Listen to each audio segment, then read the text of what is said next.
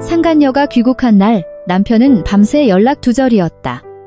다음 날 아침 시어머니는 내 손에 20억 원이 든 블랙카드를 쥐어주며 당장 이혼 서류에 도장을 찍고 도망치라고 했다. 당장 서명하고 이 돈 가지고 여길 떠나라. 민호 그놈은 이제 완전히 끝났어. 서울은 본격적인 장마철에 접어들고 있었다. 끈적하고 지루하게 이어지는 장맛비 중에서도 오늘 밤은 유독 기괴할 정도로 거셌다. 폭우가 쏟아지고 돌풍이 한남동 유엔빌리지 저택의 통유리창을 거세게 때리며 소름 끼치는 파열음을 만들어내고 있었다. 나는 거실의 푹신한 벨벳 소파에 웅크려 앉아 칠흑같이 어두운 창밖만 멍하니 바라보았다. 거실 구석에 놓인 커다란 괴종시계가 냉혹하게 새벽이시를 알렸다. 이 집은 너무 컸다. 예전 민호가 처음 이 저택을 샀을 때 나는 세상을 다 가진 듯 기뻐했었다. 이 거대한 집이 우리 부부와 훗날 태어날 아이들을 지켜줄 견고한 보금자리가 될 것이라 믿어 의심치 않았다. 하지만 지금 텅 빈 거실 한가운데 덩그러니 앉아있는 내가 느끼는 것은 뼈를 깎는 듯한 냉기뿐이었다. 이 서늘함은 에어컨 바람 때문도 창밖의 비바람 때문도 아니었다. 내 마음속 깊은 곳에서 번져나오는 지독한 공허함 때문이었다. 민호는 아직 들어오지 않았다. 그가 외박을 한 게 처음은 아니었지만 여자의 직감은 오늘 밤 무언가 심각하게 잘못되었다고 끊임없이 경고하고 있었다. 나는 식탁 위에 차려둔 저녁상을 벌써 3번이나 데웠다. 그가 제일 좋아하는 갈비찜은 이미 푹 퍼져버렸고 소고기 뭇국은 차갑게 식어버렸다. 마치 요즘 우리 부부의 관계처럼 말이다. 그에게 수십 통의 전화를 걸었지만 수화기 너머로는 절망적인 신호음만 길게 이어지다 전원이 꺼져 있다는 안내음으로 넘어갈 뿐이었다. 나는 깊은 한숨을 쉬며 초조함을 달래려 스마트폰을 집어들고 SNS를 열었다. 피로에 지친 내 얼굴 위로 액정의 푸른 빛이 어른거렸다. 의미 없는 게시물들을 영혼 없이 위로 넘기던 내 손가락이 어느 순간 허공에서 멈췄다. 심장이 누군가에게 꽉 쥐어짜인 듯 일순간 박동을 멈췄다. 화면에는 불과 15분 전에 올라온 사진 한 장이 떠 있었다. 계정의 주인은 유라, 민호의 전 여자친구이자 일주일 전 해외에서 귀국했다는 소문을 들었던 바로 그 여자였다. 사진은 은은한 촛불이 켜진 최고급 레스토랑의 테이블을 찍은 것이었다. 붉은 와인이 찰랑이는 와인잔을 든 두 사람의 손이 다정하게 맞닿아 있었다. 얼굴은 교묘하게 자른 채 손만 찍은 사진이었다. 짧지만 뼈가 있는 문구가 적혀 있었다. 서울은 이했다. 연인으로 날 반겨주네. 비는 차갑지만 마음은 따뜻한 밤. 그저 평범한 사진이었다면 대수롭지 않게 넘겼을 것이다. 하지만 내 시선은 사진 속 남자의 손목에 못 박힌 듯 고정되었다. 브라운 가죽 스트랩에 정교한 다이얼이 빛나는 시계. 파텍 필립 칼라트라바 클래식 모델. 내가 어떻게 저 시계를 못 알아볼 수 있을까? 저건 작년 남편의 생일에 내가 선물한 것이었다. 저 시계를 사주기 위해 나는 내가 하던 작은 소품샵에서 난 수익을 2년 동안 악착같이 모았고 결혼 전 모아둔 비상금까지 탈탈 털었었다. 시계. 상자를 건네던 날 민호는 나를 꽉 껴안으며 우리의 결혼 생활을 아끼듯 이 시계도 소중히 간직하겠다고 맹세했었다. 사업을 할 때 자신감을 불어넣어주는 부적이라며 한시도 몸에서 떼지 않겠다고 했었다. 그런데 그 부적 같은 시계가 지금 늦은 밤 전 여자친구와의 로맨틱한 데이트 현장에 있는 남자의 손목에서 빛나고 있었다. 내가 텅 빈 집에서 홀로 남편을 기다리며 속을 태우고 있는 이 순간에 나는 사진을 최대로 확대했다. 모든 디테일이 나를 조롱하듯 내 마음에 소금을 뿌리듯 선명하게 드러났다. 그의 4번째 손가락에 있던 결혼 반지는 교묘하게 가려져 있거나 이미 빼버린 상태였다. 한 담은 것은 적나라한 배신의 증거뿐이었다. 나는 탁자 위에 스마트폰을 툭 떨어뜨렸다. 둔탁한 마찰음이 거실을 울렸다. 고통은 즉각적인 오열로 터져나오지 않았다. 대신 지독한 마비가 찾아왔다. 손끝에서 시작된 찌릿함이 등줄기를 타고 올라와 뼛속까지 스며들었다. 나는 돌바위처럼 굳어버렸다. 창밖의 빗소리는 내 믿음을 모조리 쓸어가 버리려는 듯 더욱 거세고 포악해졌다. 민호는 거짓말을 했다. 오늘 밤 지방에서 내려온 건설청 감사단을 접대해야 해서 늦거나 호텔에서 자고 올지도 모른다고 했었다. 나는 그 말을 찰떡같이 믿었고 술을 많이 마시면 속이 쓰릴까봐 출근하는 그의 가방에 숙취해소제까지 챙겨 넣어주었었다. 알고 보니 그의 감사다는 긴 머리에 매혹적인 향수를 뿌리고 촛불 아래서 와인을 마실 줄 아는 여자였던 것이다. 우리가 처음 결혼해 가난했던 시절이 떠올랐다. 당시 민호는 평범한 건설사 말단 직원이었고 나는 미술학원 강사였다.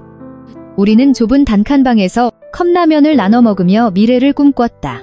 나는 그의 내조에 전념하기 위해 내일을 접었고 까다로운 시어머니를 극진히 모시며 그가 사업에만 전념할 수 있도록 뒷바라지했다. 이제 그가 업계에서 이름난 중견건설사 대표가 되어 돈을 갈퀴로 긁어모으게 되니 조강지처와의 의리는 이토록 헐값에 버려지는 것인가? 그제야 눈물이 왈칵 쏟아졌다. 엉엉 소리 내어오는 것이 아니라 뜨겁고 짠 눈물이 조용히 뺨을 타고 흘러내렸다. 나 자신이 너무도 가여웠다. 남편에게 바쳤던 나의 순진함과 절대적인 믿음이 끔찍하게 불쌍했다. 밖에서는 천둥 번개가 내리치고 번쩍이는 번갯불이 차가운 대리석 바닥에 길게 드리워진 내 그림자를 비췄다. 저 밖의 폭풍우는 아침 해가 뜨면 그치겠지만 내 마음속의 폭풍은 이제 막 시작되었다는 것을 나는 알고 있었다. 그리고 이 폭풍은 내가 그토록 지키려 애썼던 모든 것을 휩쓸어버릴 것이다. 그날 밤 나는 한숨도 자지 못했다. 빗소리가 잦아들고 마침내 그칠 때까지 소파에 죽은 듯 앉아 있었다. 시계가 새벽 5시를 알렸고 창밖은 동틀, 녘에 잿빛으로 물들고 있었다. 비온 뒤에 공기는 축축하고 서늘했지만 내 머리는 심한 열병에 걸린 듯 뜨겁게 달아올라 있었다. 현관 밖에서 자동차 엔진 소리가 정적을 깨고 울려 퍼졌다. 민호의 차였다. 몇 달 전 새로 뽑은 최고급 세단의 부드러운 엔진음을 나는 단번에 알아차렸다. 헤드라이트 불빛이 거실 창문을 휙 훑고 지나가더니 이내 꺼졌다. 육중한 현관문이 열리고 민호가 비틀거리는 걸음으로 들어왔다. 그는 힘겹게 구두를 벗으려다 하마터면 신발장에 머리를 박을 뻔했다. 나는 여전히 불을 켜지 않은 채 소파에 앉아 있었다. 마당에서 스며들어오는 희미한 가로등 불빛만으로도 벌겋게 달아오른 그의 얼굴과 풀린 두 눈을 확인하기엔 충분했다. 민호는 어둠 속에 우두커니 앉아있는 내 실루엣을 보고 흠칫 놀랐다. 그는 눈을 가늘게 뜨고 나를 확인하더니 짜증 섞인 술과 담배의 전신 목소리로 내뱉었다. 너 불도 안 켜고 귀신처럼 거기서 뭐해? 나는 그의 물음에 대답하지 않고 말없이 일어나 샹들리에 스위치를 켰다. 환한 빛이 쏟아지며 엉망진창인 그의 꼴을 적나라하게 비췄다. 구겨진 화이트 셔츠는 바지 밖으로 반쯤 삐져나와 있었고 넥타이는 느슨하게 풀어헤쳐져 있었다. 내가 그에게 다가가자 즉각 역겨운 냄새가 훅 끼쳐와 헛구역질이 났다. 지독한 양주 냄새, 찌든 담배 냄새, 그리고 그 모든 것을 뚫고 날카롭게 비집고 나오는 낯선 여자의 향수 냄새. 내가 즐겨 쓰는 은은한 플로럴 향이 아니었다. 관능적이고 짙고 노골적으로 도발적인 향. 강남의 고급 라운지바나 청담동 밤거리에서나 맡을 법한 비싼 향수 냄새였다. 이 향기는 마치 다른 여자가 내 남편의 셔츠깃과 어깨에 남겨놓은 소유권 주장 같은 것이었다. 어디 갔다가 이제 와요? 내 목소리는 스스로도 놀랄 만큼 평온했다. 속은 용암처럼 끓어오르고 있었지만 말이다. 민호는 내 시선을 피하며 구두를 벗더니 자신의 외박을 합리화하려 퉁명스럽게 대꾸했다. 아, 지방에서 손님들 접대했다고 했잖아. 공무원 영감탱이들이 어찌나 술을 먹여대는지 올라오는 길에 뻗어버려서 차에서 잤어. 김 기사가 나 안 깨운다고 천천히 몰고 오느라 늦은 거야. 어떤 VIP 손님이길래 그렇게 진한 톰포드 향수를 뿌리고 다닌대요? 내가 가볍게 툭 던졌다. 민호는 순간 동작을 멈췄다. 양말을 벗으려던 그의 손이 딱딱하게 굳었다. 하지만 사업판에서 온갖 거짓말과 핑계로 다져진 뻔뻔함이 곧바로 그를 구출해냈다. 그는 허리를 펴고 일어서더니 오히려 적반하장으로 나를 무시하듯 쳐다보며 말했다. 너 또 쓰잘데기 없는 망상 시작했냐? 식당이나 룸살롱에서 접대하다 보면 도우미들 냄새 배는 거 흔한 일이야. 남자가 밖에서 큰 사업하고 돌아다니는데 집구석에 앉아서 그깟 여자들 질투나 하면서 취조질이야. 그러고는 내가 타놓은 꿀물을 건네려는 손을 신경질적으로 쳐내고 곧장 욕실로 직행해 문을 쾅 닫아버렸다. 폭포수처럼 쏟아지는 샤워기 소리가 울렸다. 마치 간밤의 흔적과 자신의 몸에 묻은 더러운 거짓말들을 서둘러 씻어내려는 듯했다. 나는 그 자리에 못 박힌 듯 서서 굳게 닫힌 욕실 문을 바라보았다. 그의 변명은 너무도 매끄러웠다. 만약 그 인스타그램 사진을 보지 못했다면 나는 또다시 그 말을 철석같이 믿고 쓸데없이 의심한 나 자신을 자책했을 것이다. 그는 어제 차를 타고 지방에 갔다고 했지만 운전기사인 김 기사님은 어제 아버님 제사라며 휴가를 낸 상태였다. 나는 그가 직접 운전해서 간 줄 알았다. 차에서 잤다고 했지만 그 향수 냄새는 밤새 다른 여자를 품에 안고 뒹굴었다는 것을 명백히 증명하고 있었다. 15분 뒤 샤워를 마친 민호가 수건을 두르고 젖은 머리로 욕실을 나섰다. 그는 나에게 눈길 한 번 주지 않고 곧장 1층에 있는 게스트룸으로 향했다. 나 너무 피곤하니까 오후 출근 전까지 눈 좀 붙일게. 성가시게 굴지 마. 어머니도 깨우지 말고. 그는 차갑게 한마디를 내뱉고는 방으로 들어가 문을 잠가버렸다. 그가 게스트룸을 택한 건 내가 신경 쓰여서가 아니라 내 얼굴을 마주하기 싫어서였다. 아니면 깊은 잠 속에서 옛 연인과의 달콤한 꿈을 계속 꾸고 싶어서였을지도 모른다. 나는 넓은 거실 한가운데 서서 내가 내 집에서 완벽한 이방인이 된 것 같은 처절한 기분을 느꼈다. 한 이불을 덮고 자며 내 청춘을 다 바쳐 뒷바라지했던 남편은 이제 나를 투명인간 취급하고 있었다. 이 지독한 냉대는 육체적 배신보다 더 큰 고통을 주었다. 그의 마음속에 내 자리는 이제 흔적도 없이 사라졌다는 뜻이었으니까. 나는 2층을 올려다보았다. 시어머니 최 여사가 주무시고 있는 안방이 있는 곳. 그녀는 매우 엄격하고 권위적인 여장부였다. 만약 이 사실을 알게 된다면 하나뿐인 귀한 아들의 편을 들까? 아니면 며느리 편에서 시시비비를 가려줄까? 나는 천근만근 무거운 발걸음을 이끌고 주방으로 들어갔다. 가슴이 칼에 베인 듯 아팠지만 아침 식사를 준비해야 했다. 그것은 이 엄격한 집안에서 며느리로서 지켜야 할 관성이자 의무였다. 하지만 오늘 쌀을 씻고 팔을 써는 내 손길엔 아무런 영혼이 없었다. 낯선 여자의 향수 냄새가 여전히 집안을 맴돌며 겉보기에만 완벽했던 이 위선적인 가정에 곧 거대한 파국이 닥칠 것임을 경고하고 있었다. 아침 7시, 다이닝룸의 공기는 숨소리조차 거슬릴 정도로 무거웠다. 긴 오크우드 식탁 위에는 평소처럼 정갈한 아침상이 차려져 있었다. 나는 김이 모락모락 나는 한우곰탕을 시어머니 최 여사 앞에 내려놓고 말없이 민호 앞에도 그릇을 놓았다. 민호는 이미 말끔하게 정장을 차려입고 나와 있었지만 밤새 방탕하게 논 여독이 얼굴에 고스란히 남아있었다. 최 여사는 식탁 상석에 마치 여왕처럼 앉아 있었다. 고급스러운 겨자색 실크 블라우스에 단정하게 올린 은발, 수많은 정제계 인사들을 떨게 만들었던 날카로운 눈빛을 가진 그녀였다. 그녀는 수저를 들지 않은 채 손목에 찬 염주만 만지작거리며 묵묵히 앉아 있었다. 민호는 고개를 푹 숙인 채 식사에 집중하는 척했다. 후루룩거리며 요란하게 곰탕 국물을 떠먹는 소리만이 끔찍한 정적을 메웠다. 어머니, 지연이가 오늘따라 국을 좀 싱겁게 끓였나 보네요. 민호가 정막을 깨고 억지로 화제를 돌리려 넉살을 부렸다. 최 여사가 천천히 고개를 들어 칼날 같은 시선으로 아들의 얼굴을 직시했다. 그녀는 국의 간에 대해서는 대답하지 않고 들고 있던 숟가락을 탁 소리가 나게 식탁에 내려놓았다. 크지 않은 소리였지만 민호가 흠칫 놀라 싶던 것을 멈출 정도였다. 국이 싱거운 게 아니라 내놓은 부부 사이의 정이 싱거운 거겠지. 최 여사의 묵직하고 단호한 목소리가 울려 퍼졌다. 민호는 목에 고기가 걸린 듯 쿨럭쿨럭 기침을 했다.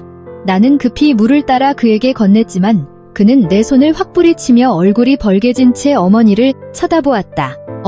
어머니, 아침 대바람부터 무슨 그런 말씀을 하세요? 최 여사는 눈꼬리를 올리며 차갑게 비웃었다. 내가 늙었어도 아직 노망 안 났다. 눈 멀고 귀 먹은 줄 알아? 너 어젯밤에 어디 처박혀 있었어? 민호는 당황하며 말을 더듬었다. 지연이한테 다 말했습니다. 지방에 감사단 접대하러 갔다가 차가 고장나서 늦게 온 거라고요. 접대가? 내 놈이 접대한 그 귀빈이 유라 그 기집애냐? 옛날에 내 놈 돈 없다고 차버리고 외국놈이랑 결혼해 떠났다가 이혼당하고 빈털터리로 돌아온 그 여우 같은 년 말이야. 민호의 얼굴에서 핏기가 싹 가셨다. 그는 어머니를 경악한 눈으로 바라보더니 이내 나를 향해 불을 뿜을 듯 분노에 찬 시선을 던졌다. 그는 식탁을 주먹으로 내리치며 소리쳤다. 너 또 어머니한테 쪼르르 달려가서 고자질했지? 내가 밖에서 뼈 빠지게 일하는 꼴은 못 보고 되지도 않는 망상으로 어머님 부추겨서 나 쥐어짜려 들어 남편의 뻔뻔함에 나는 할 말을 잃었다. 내가 입을 열어 변명하기도 전에 최 여사가 식탁을 쾅 내리쳤다. 간장 종지가 들썩이며 간장이 식탁보 위로 튀었다. 주둥이 닥치지 못해. 지연이는 내게 반쪽짜리 말도 한 적 없다. 네가 나를 속여 넘길 수 있을 줄 알았느냐? 어젯밤 김 기사 제사 안 갔다. 내가 내 놈 뒤를 밟으라고 시켰어. 내 놈이 인천공항에서 그 유라년 픽업해서 청담동바에 기어들어가는 거 다 봤어. 그 뒤에 어디로 굴러먹으러 갔는지는 내 며느리 귀가 더러워질까봐 굳이 입에 담지 않으마. 민호는 입을 다물었다. 적나라하게 까발려진 진실 앞에 그는 더 이상 빠져나갈 구멍이 없었다. 그는 의자에 털썩 주저앉더니 기가 죽은 표정에서 이내 짜증 섞인 표정으로 얼굴을 일그러뜨렸다. 어머니, 제 뒤에 사람을 붙이셨어요? 어떻게 하나뿐인 아들보다 남을 더 믿으세요? 그는 마지막 자존심을 지키려 발악했다. 나는 팩트만 믿는다. 최 여사는 단호하게 선언했다. 번듯한 중견기업 대표의 한 집안의 가장이라는 놈이 여자에 미친 발정난 개새끼처럼 굴어? 조강지처가 집에서 밥 차려놓고 기다리는데 널 배신했던 년이랑 밤새 놀아나고도 부끄러운 줄 몰라? 민호는 고개를 푹 숙인 채 두 주먹을 꽉 쥐었다. 그 앞에 놓인 곰탕은 차갑게 식어 기름이 하얗게 둥둥 떠 있었다. 그의 몰락한 변명만큼이나 역겨운 모습이었다. 최 여사는 나를 돌아보았다. 그녀의 눈빛이 조금 부드러워졌지만 특유의 근엄함은 잃지 않았다. 지연아, 너는 마저 먹어라. 저런 쓰레기 같은 놈 때문에 내 건강 상하게 하지 말고. 밥 다 먹으면 내 서재로 좀 올라와. 아주 중요한 얘기가 있으니까. 말을 마친 그녀는 자리를 박차고 일어나 식당을 빠져나갔다. 꼿꼿한 그녀의 뒷모습에서는 이 집안에 범접할 수 없는 권력이 느껴졌다. 나는 시어머니의 뒷모습을 바라보다 다시 민호를 쳐다보았다. 그는 여전히 고개를 숙인 채 비겁하고 비참한 모습으로 앉아 있었다. 5년의 결혼 생활 동안 나는 처음으로 남편을 보며 사랑이나 존경이 아닌 지독한 동정과 혐오감을 느꼈다. 나는 숟가락을 들어 식은 국물을 한술 떴다. 아무 맛도 나지 않고 입안이 썼다. 오늘 아침의 곰탕은 그저 식어버린 국밥이 아니라 내가 그토록 공들여 쌓아 올렸던 결혼 생활에 찍는 완전한 마침표였다. 서재에서 있을 시어머니와의 대화가 내 인생을 송두리째 뒤바꿔 놓을 전환점이 될 것임을 나는 직감하고 있었다. 나는 2층으로 올라가 시어머니의 서재 앞에 섰다. 정교하게 조각된 두꺼운 마호가니 문은 굳게 닫힌 채 엄숙하고 무거운 분위기를 자아내고 있었다. 나는 크게 심호흡을 하며 쿵쾅거리는 심장 박동을 가라앉힌 뒤 조심스럽게 노크를 3번 했다. 들어오너라. 최 여사의 낮지만 단호한 목소리가 들려왔다. 나는 문을 열고 들어섰다. 서재 안에는 은은한 침향 냄새가 마음을 차분하게 가라앉혀 주고 있었다. 방 내부는 화려하지 않으면서도 기품 있는 앤틱 가구들로 채워져 있었다. 천장까지 닿는 거대한 책장에는 경영, 법률, 부동산 관련 서적들이 빼곡했다. 최 여사는 짙은 갈색 가죽 암체어에 앉아 있었다. 맞은편 흑단나무 테이블 위에는 김이 모락모락 나는 보이차가 준비되어 있었다. 그녀는 내게 맞은편 의자에 앉으라고 손짓했다. 앉아서 차 한 잔 마셔라. 속 좀 달래게. 그녀는 작은 찻잔에 직접 차를 따라 내 앞으로 밀어주었다. 나는 두 손으로 찻잔을 조심스레 받아 들며 기어들어가는 목소리로 답했다. 감사합니다, 어머니. 차를 한 모금 머금자 혀끝에 씁쓸한 맛이 감돌다 이내 목구멍으로 달콤한 여운이 넘어갔다. 하지만 내 극도의 긴장감을 풀어주기엔 역부족이었다. 나는 최 여사의 눈치를 살폈다. 의례 한국 드라마에서 남편이 바람을 피우면 시어머니들은 가정을 지키라며 며느리에게 인내와 헌신을 강요하곤 했다. 과연 최 여사도 그럴까? 그녀는 내 마음속을 꿰뚫어보듯 한참 동안 나를 응시했다. 이내 깊은 한숨을 내쉬더니 찻잔을 내려놓고 평소와는 다르게 무척이나 진지한 목소리로 입을 열었다. 지연아, 네가 우리 집안에 시집온 지 벌써 5년이 됐지? 네, 5년하고 2개월 되었습니다. 내가 조용히 대답했다. 그 5년 동안 나는 널 유심히 지켜봤다. 심성도 곱고 살림도 야무진 데다 어른 공경할 줄도 알지. 솔직히 말해서 나는 널 며느리가 아니라 내 친딸처럼 생각하며 살았다. 그녀의 목소리가 미세하게 떨렸다. 나는 코끝이 찡해져 고개를 숙였다. 어머니께서 아껴주신 거 저도 평생 감사하게 생각하고 있습니다. 최 여사는 손을 저으며 내 말을 막더니 갑자기 자리에서 일어나 벽에 걸린 동양화 액자 뒤에 숨겨진 금고로 다가갔다. 익숙하게 비밀번호를 누르고 금고 문을 연 그녀는 두툼한 서류 봉투 하나와 고급스러운 블랙카드 한 장을 꺼냈다. 그녀는 돌아와 내 앞 테이블 위에 그것들을 올려놓았다. 이 블랙카드 안에는 20억 원이 들어있다. 비밀번호는 내 생일이야. 그리고 이건 내가 박 변호사 시켜서 미리 작성해둔 이혼 합의서다. 민호, 그놈은 아직 모른다. 하지만 넌 당장 여기에 도장을 찍어라. 나는 테이블 위 놓인 물건들을 멍하니 바라보다가 충격에 휩싸여 말을 잇지 못했다. 20억 원? 이혼? 어째서 어머니가 지금 당장 나에게 이혼을 종용하는 거지? 어머니, 지금 무슨 말씀을 하시는 거예요? 저를 내쫓으시는 건가요? 나는 당황하여 눈물을 글썽이며 더듬거렸다. 최 여사는 고개를 가로저으며 몹시 차가워진 내 두 손을 덥석 쥐었다. 널 쫓아내는 게 아니야. 내가 널 살리려는 거다.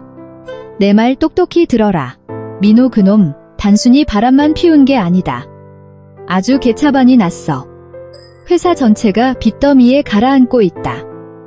회계장부 조작해서 세금 포탈하고 유령, 페이퍼 컴퍼니 세워서 사기 분양까지 손을 댔어. 조만간 검찰이 들이닥칠 거다. 나는 사시나무 떨듯 몸을 떨었다. 민호의 사업이 망해가고 있었다고? 늘 수천억 대수주를 따냈다며 외제차와 명품을 사들였던 그가 아니었던가? 최 여사는 내 속마음을 읽은 듯 말을 이었다. 그 거칠에 싹 다 남들 속이려는 빈 껍데기였어. 사채까지 끌어다 은행이자 맑고 돌려막기를 하고 있었다. 그런데 유라 그년이 오니까 또 허세 부리느라 수렁으로 더 깊이 처박히고 있는 거다. 네가 이 집에 하루라도 더 붙어있거나 며느리라는 법적 신분을 유지하고 있으면 연대 책임으로 엮이게 돼. 그때 가면 빚더미에 깔리고 감방에 불려 다니느라 내 인생은 완전히 끝장나는 거야. 그녀의 말은 내 머리에 내리치는 벼락과 같았다.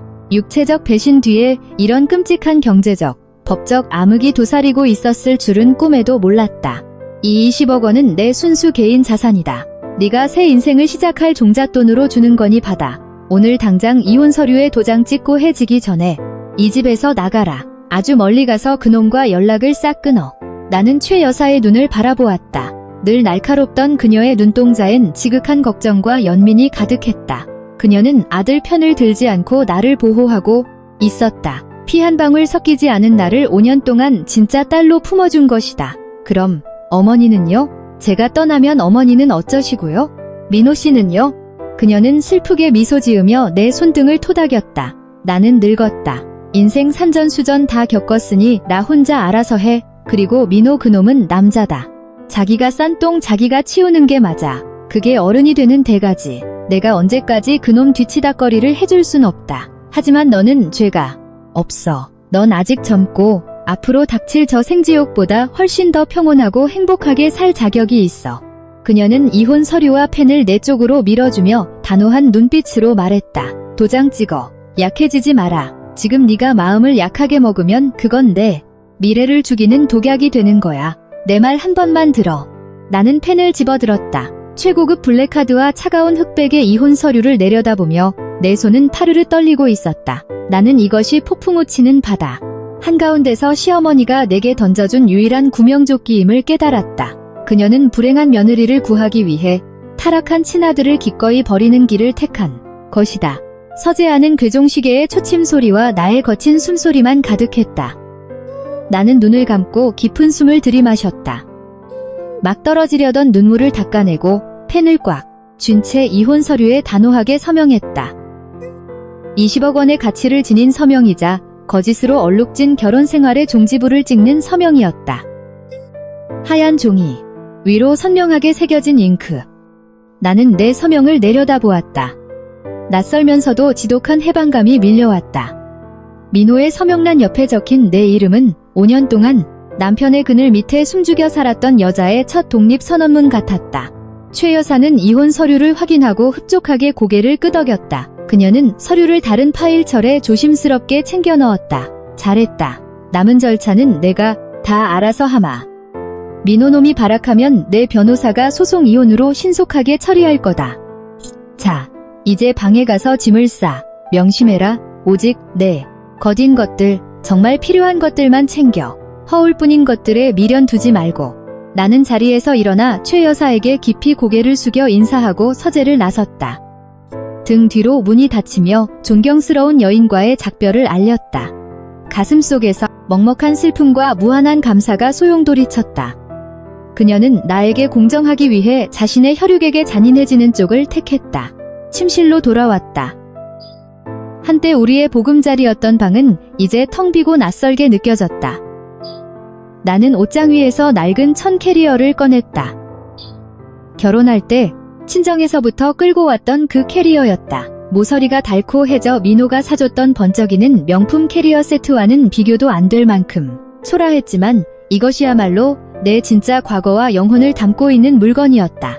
나는 캐리어에 옷을 담기 시작했다. 미술 강사를 하며 내 돈으로 샀던 수수한 옷들, 편안한 면 소재의 잠옷 몇 벌만 챙겼다. 명품 가방들이 진열된 장식장을 열었다. 샤넬, 디올 백들이 조명 아래서 반짝이고 있었다. 민호가 기념일에 사주거나 더 정확히 말하자면 사업 파트너, 부부 모임에 나갈 때 자신의 체면을 세우기 위해 쥐어주던 것들이었다. 대표 사모님이면 이런 걸 들어야지. 그는 늘 그렇게 말했다. 내 손이 화려한 오렌지색 에르메스 버킨백에 닿았지만 이내 손을 거두었다. 평범한 직장인의 전 재산과 맞먹는 가방이었지만 나는 단 하나도 챙기지 않았다. 그가 사준 다이아몬드 목걸이도 반지들도 그대로 두었다. 그것들은 내 것이 아니었다. 내가 곧 버릴 사모님이라는 타이틀의 부속물일 뿐이었다. 게다가 그 모든 사치품들이 지금 돌이켜보니 남을 짓밟고 사기친 더러운 돈으로 산 것이란 걸 알게 되었기에 소름이 끼쳤다. 나는 오직 어릴 적 가족사진 앨범, 내가 아끼는 책 몇 권, 그리고 손때 묻은 낡은 미술 도구들만 챙겼다. 그것들만이 내 진정한 재산이자 나의 본질이었다. 캐리어 지퍼를 닫고 방을 한 바퀴 둘러보았다. 부부 침대, 화장대, 벽에 걸린 웨딩사진, 모든 것이 남의 집 풍경처럼 이질적이었다. 나는 손가락에서 결혼반지를 빼내 화장대 위에 가지런히 올려두었다. 집 열쇠와 벤츠 차키도 그 옆에 두었다. 나는 내 두 발로 걸어나가 택시를 타고 떠날 것이다. 최 여사의 은혜를 제외하면 이 민호의 집구석에서 나온 물건은 단 한 톨도 가져가지 않으리라. 현관으로 가며 거울에 비친 내 모습을 보았다. 퉁퉁 부은 눈에 화장기 없는 창백한 민낯이었지만 눈빛만큼은 기이할 정도로 단단했다. 새벽에 빗속에서 눈물 짓던 나약한 지연이는 죽었다. 지금의 나는 20억 원이라는 실탄을 쥐고 인생을 다시 시작할 기회를 얻은 전사였다. 나는 복도를 지나 계단을 내려갔다. 바퀴 굴러가는 소리가 대리석 바닥을 울리며 단호하게 퍼졌다. 1층에 내려가자 민호가 소파에 다리를 꼬고 앉아 TV를 보고 있었다. 한 손에는 오렌지 주스 잔을 들고 아침에 있었던 살벌한 다툼은 다 잊은 듯 뻔뻔하고 여유로운 표정이었다.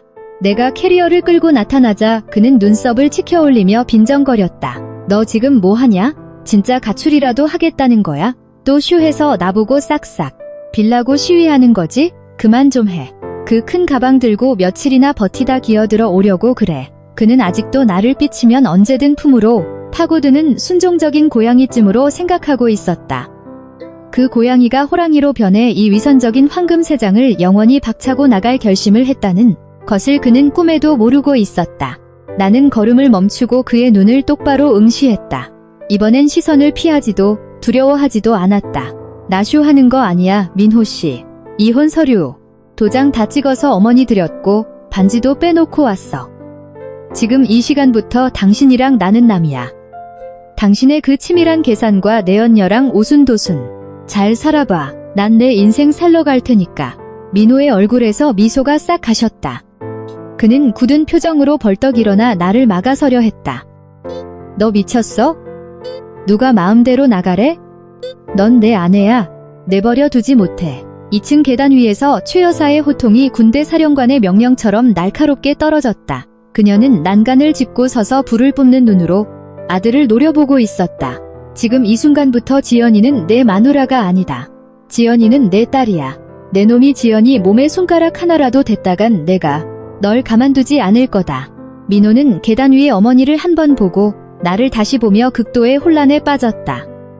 대체 무슨 상황이지? 며느리를 쫓아내는 거면서 왜 시어머니가 며느리를 보호하는 거지? 나는 씁쓸하지만 홀가분한 미소를 지었다. 최 여사를 향해 마지막 작별 인사를 하듯 가볍게 묵례를 한 뒤 캐리어를 끌고 현관문을 나섰다. 밖은 비가 그치고 눈부신 햇살이 비치고 있었다.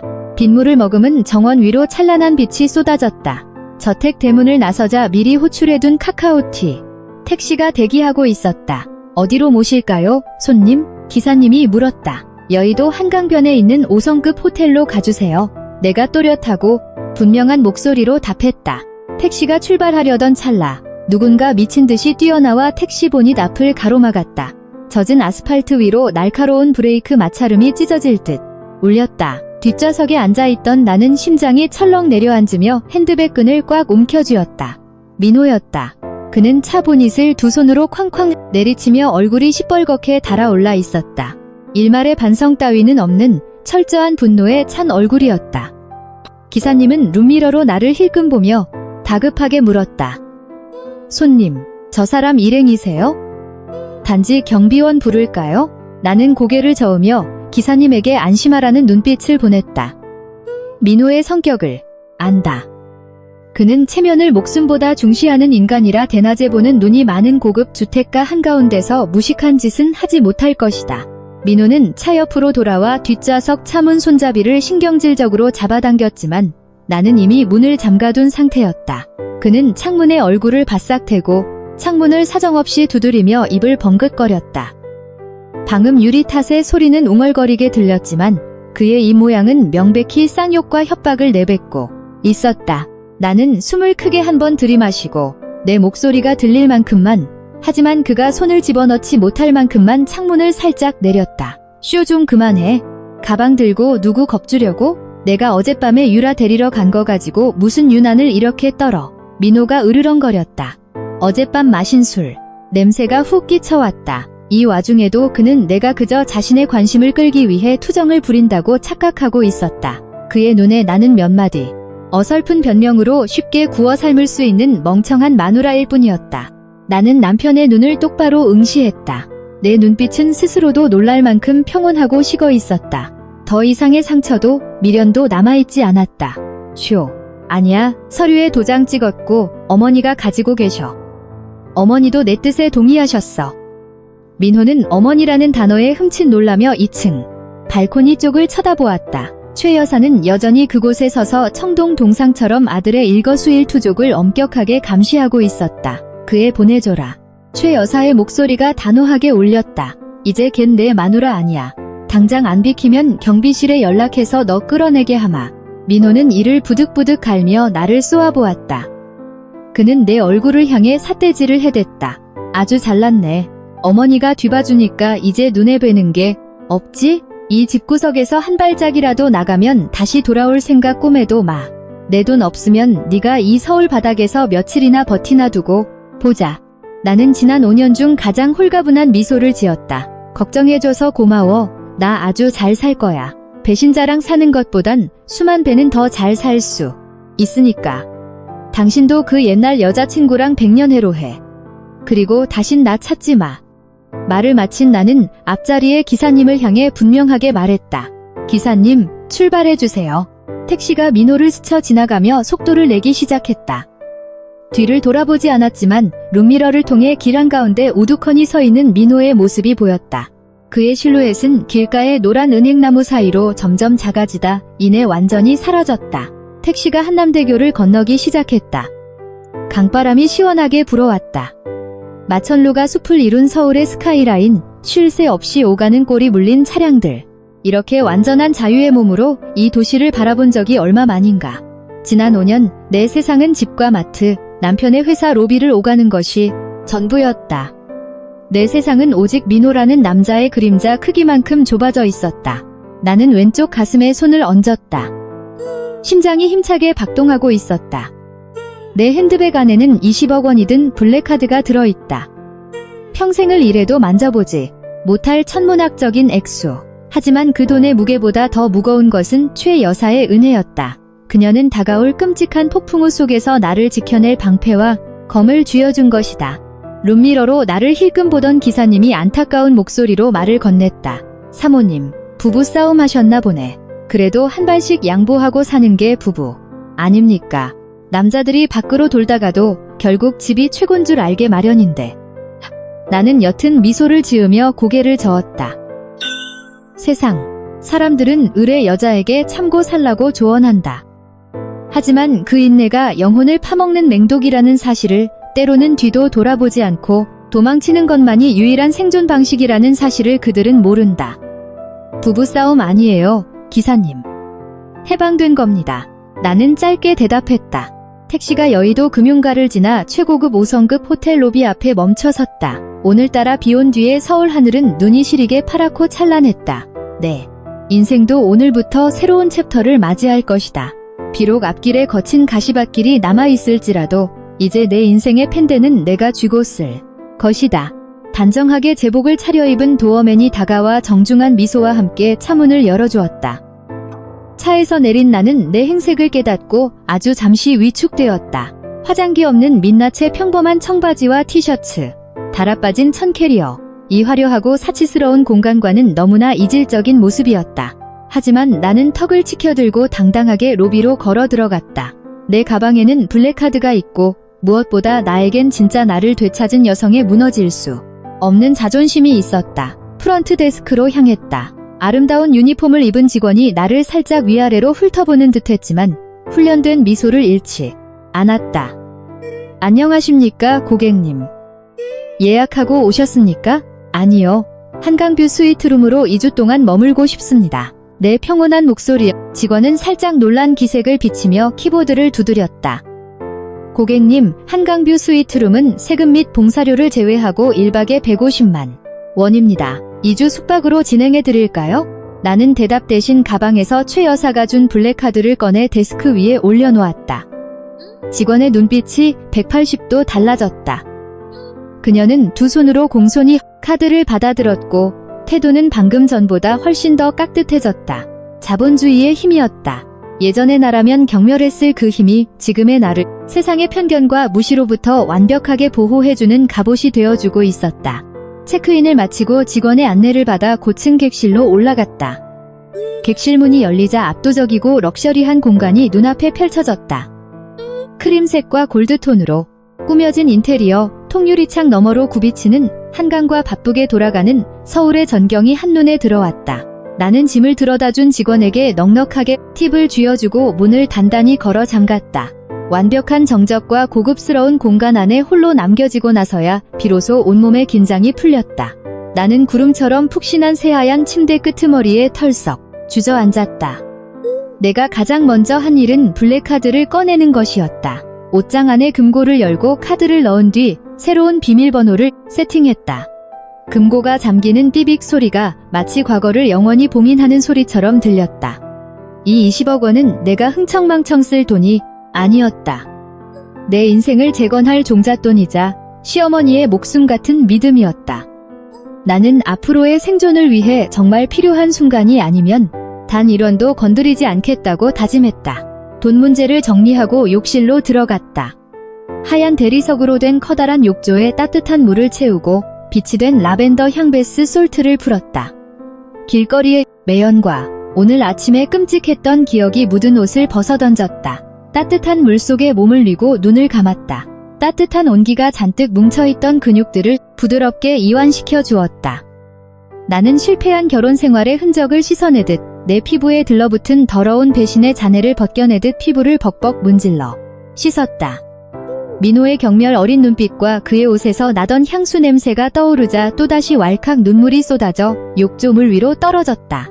5년의 청춘, 맹목적이었던 첫사랑에 바치는 마지막 눈물이라고 스스로를 달랬다. 1시간 가까이 목욕을 한 뒤 가운을 걸치고 나왔다. 대형 거울 앞에 서서 내 모습을 비춰보았다. 마음고생으로 살이 조금 내렸지만 나는 여전히 20대의 탄력을 가지고 있었다.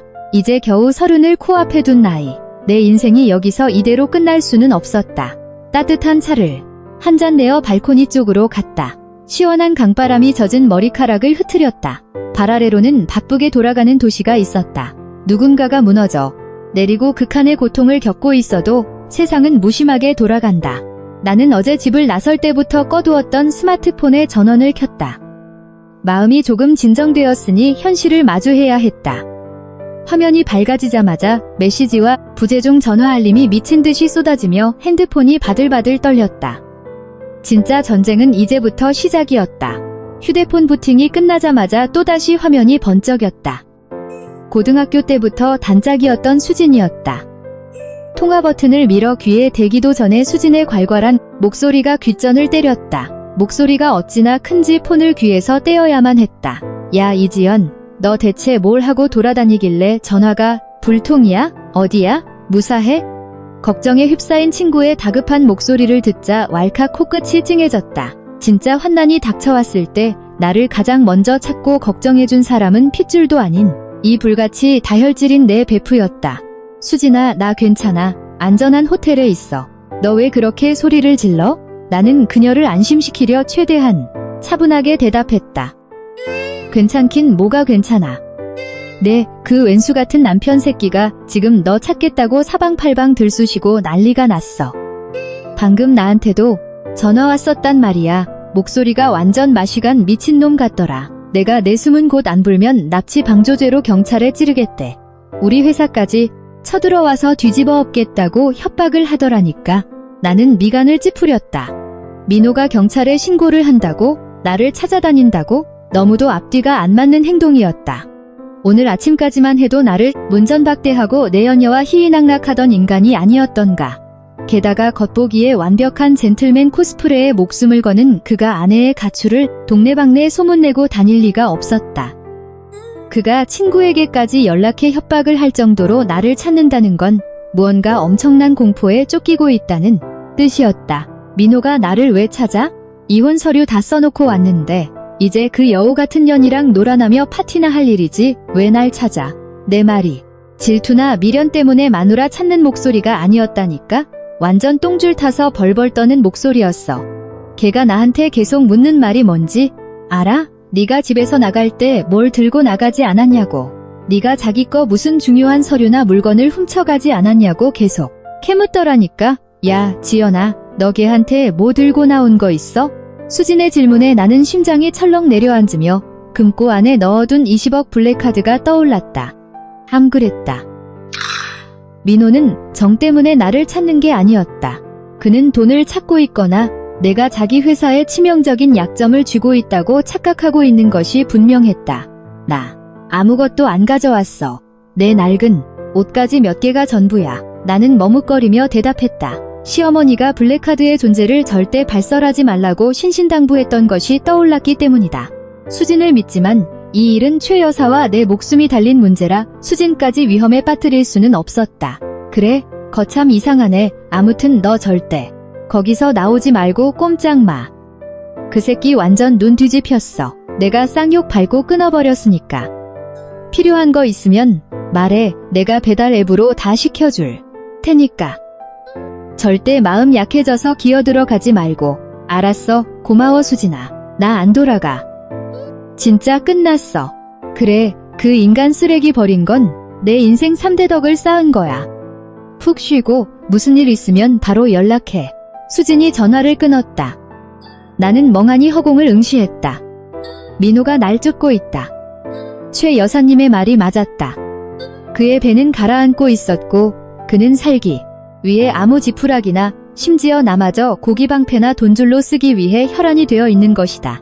그때 또다시 휴대전화가 짧게 울렸다. 모르는 번호로 온 문자 메시지였다. 열어본 순간 등줄기에 소름이 쫙 돋았다. 번호는 저장되어 있지 않았지만 내용만으로도 발신자가 누구인지 단박에 알 수 있었다. 지연씨, 최 여사님 법률 대리인 박 변호사입니다. 사모님 지시로 긴히 당부드릴 말씀이 있어 문자 남깁니다.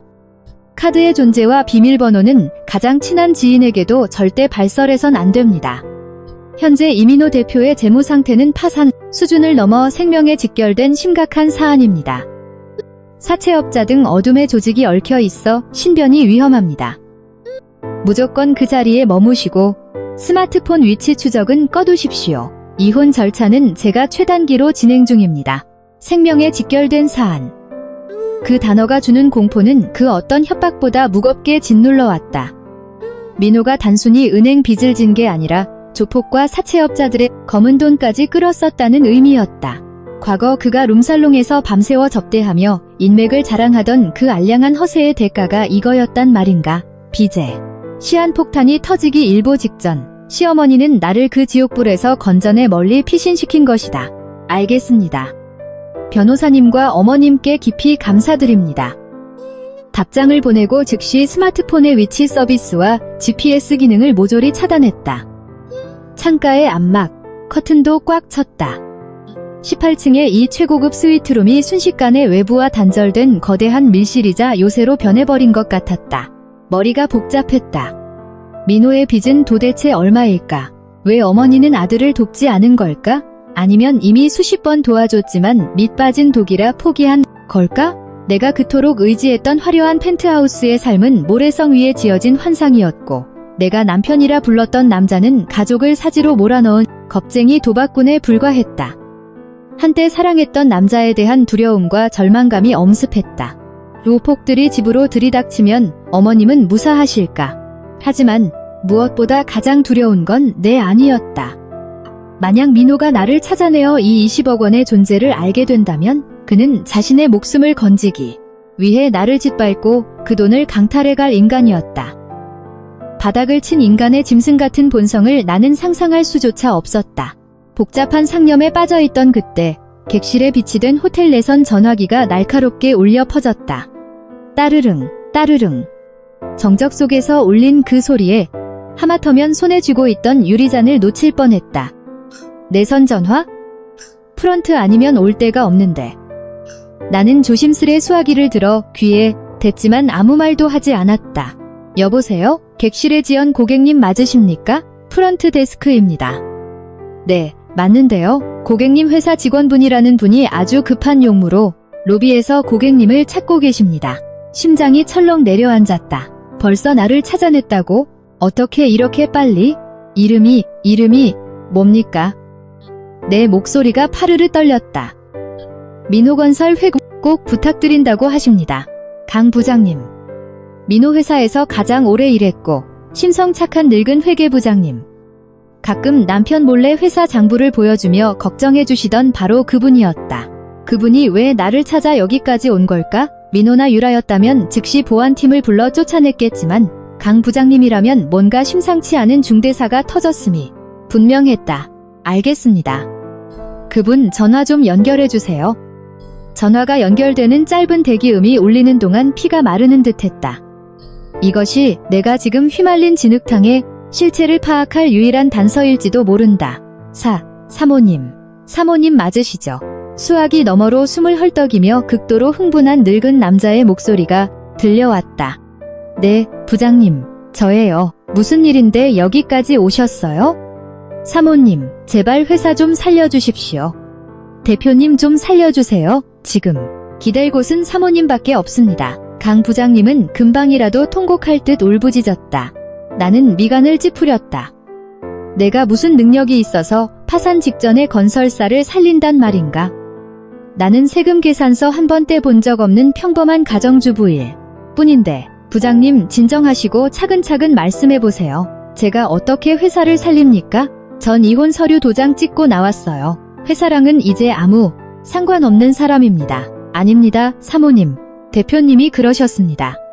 최 회장님 시어머니께서 비자금 20억 원을 사모님 편에 맡기셨다고요. 최 여사님이 연세가 드셔서 판단력이 흐려지신 데다 집에 돈을 두는 건 위험해서 며느리한테 그 자금을 피신시킨 거라고. 며칠 뒤에 돌아와서 회사 자금줄 풀어줄 거라고 대표님이 그러셨습니다. 지금 은행에서 채권 회수 들어오고 석 달째 월급 못 받은 하청업체 직원들이 회사 로비 다 때려 부수고 있습니다. 게다가 사채업자 조폭놈들까지 회사 입구 쫙 깔렸고요. 대표님은 지금 사모님한테서 그 20억 가져와서 막아야 한다고 미친 사람처럼 사모님만 찾고 있습니다. 강 부장님의 절규를 듣는 순간 등골이 오싹해지며 끔찍한 진실의 퍼즐이 맞춰졌다. 민호는 미쳤거나 아니면 끝까지 현실을 부정하며 정신승리를 하고 있는 것이다. 그는 자신의 어머니가 이 회사를 살리기 위해 마지막 구명줄인 20억 원의 회사 자금을 며느리인 내게 잠시 맡겨둔 것이라고 착각하고 있었다. 내 손에 들린 돈이 자신을 살릴 산소호흡기라고 믿기에 내가 그 돈을 들고 날랐다고 생각하며 미친 개처럼 내 뒤를 쫓고 있는 것이었다. 어머니가 아들을 완전히 버리고 오직 며느리만을 살리기 위해 그 막대한 돈을 줬다는 사실을 그는 감히 상상조차 못한 것이다. 강 부장님, 제 말 똑똑히 들으세요. 나는 단호하고 또박또박하게 말했다. 민호 씨가 거짓말을 하고 있거나 망상에 빠진 겁니다. 어머니가 제게 주신 돈은 5년 동안 모진 시집살이를 견딘 저에 대한 개인적인 위자료이자 증여재산입니다. 회사 자금도, 회사를 살릴 돈도 절대 아닙니다. 이해하셨어요? 수화기 너머엔 무거운 침묵이 흘렀다. 이내 강 부장님의 망연자실한 목소리가 흘러나왔다. 그게 정말입니까? 최 여사님께서 정말 회사를 버리셨단 말입니까? 그럼 우린 진짜 끝났습니다. 사모님, 회계장부는 대표님 지시로 빚을 흑자로 둔갑시켰고 사채 끌어쓴 것도 다 감췄습니다. 이거 터지면 관련자들 전부 쇠고랑 찹니다. 제가 그렇게 말렸는데도 유령 아파트 사업에 계약금 당겨다가 은행 이자 갚는 돌려막기를 하다가 이 꼴이 났습니다. 강 부장님의 고백은 민호건설에 밝히는 사형 선고의 쐐기나 다름없었다. 사기, 탈세, 공문서 위조. 한 기업이 저지를 수 있는 모든 악행의 집합체였다. 부장님은 참 좋은 분이셨습니다. 제가 진심으로 조언 드릴게요. 당장 빠져나오세요. 수사기관에 찾아가 부장님이 아시는 모든 비리를 자수하고 선처를 구하십시오. 민호 씨 헛소리 믿고 더 이상 같이 가라앉지 마세요. 이미 침몰한 배입니다. 물 퍼내봐야 소용없어요. 수화기 너머로 강 부장님의 흐느낌이 들려왔다. 평생을 회사에 바친 늙은 샐러리맨의 참담한 눈물이었다. 사모님, 어떻게 해야 할지 모르겠습니다. 선대 회장님 때부터 청춘 다 바친 회사가 이렇게 무너지다니 가슴이 찢어집니다. 하지만 사모님 말씀이 맞습니다. 제 살 길은 제가 찾아야겠지요. 진실을 알려주셔서 감사합니다. 전화를 끊고 나서도 내 손은 가늘게 떨리고 있었다. 강 부장님과의 통화는 내게 현재 상황의 끔찍한 윤곽을 완벽하게 보여주었다. 민호는 벼랑 끝에 몰렸다. 그리고 그가 그 20억이 자신을 향한 무기가 아니라 자신의 동아줄이라고 믿고 있는 한 그의 추격은 곧 살기를 띤 짐승의 사냥으로 변할 것이다. 어둠이 짙게 깔린 창밖으로 네온사인들이 화려하게 빛났지만 내 마음속은 한 치 앞도 보이지 않는 암흑이었다. 조폭, 감옥, 수백억의 부채, 민호가 저지른 재앙의 쓰나미가 문턱까지 차올라 있었다. 강 부장님의 전화를 통해 내 위치가 노출된 이상 이 호텔에 계속 머무는 것도 안전하지 않았다. 민호가 언제 들이닥칠지 모른다. 나는 다음 행보를 철저히 계산해야만 했다. 강 부장님과의 통화를 마친 후 나는 소파에 넋을 잃고 주저앉아 있었다. 밖은 이미 완전한 어둠이 깔렸고 고층 빌딩들이 내뿜는 불빛만이 내 지친 얼굴 위로 일렁였다.